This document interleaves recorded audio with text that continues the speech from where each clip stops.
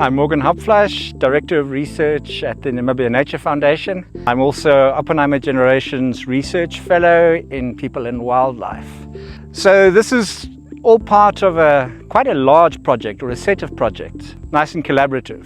So we are looking at elephant movements, particularly in the highlands of Namibia.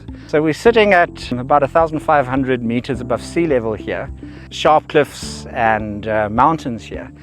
And tales of old are that there are elephants that have been resident in this area for many years, but nothing's really been studied about them. We don't know much about them.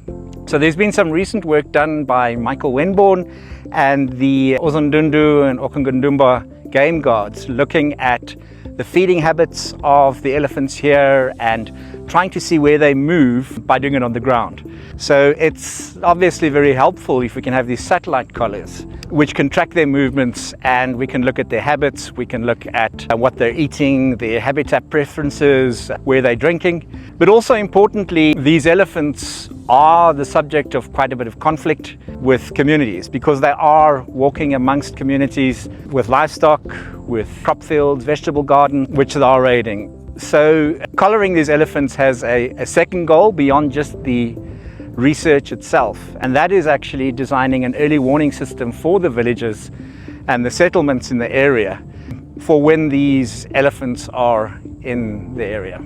So it's quite an operation. I think it's a very collaborative process here.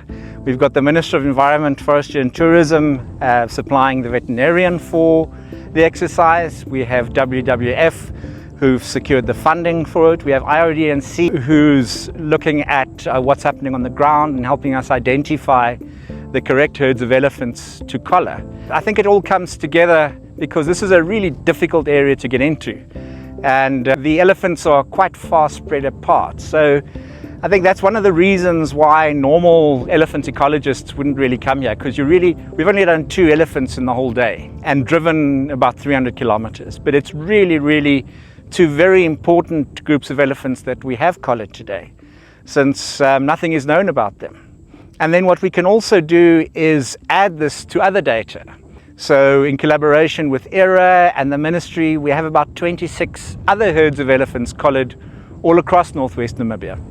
Some of them in parks, some of them on commercial farmland, some of them in communal conservancies, and with different challenges and different behaviors.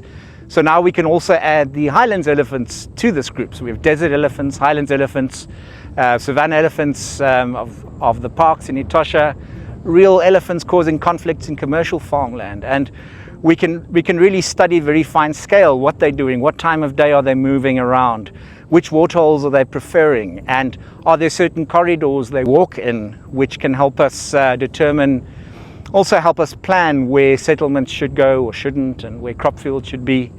And for future conservation, just looking at connectivity across this landscape.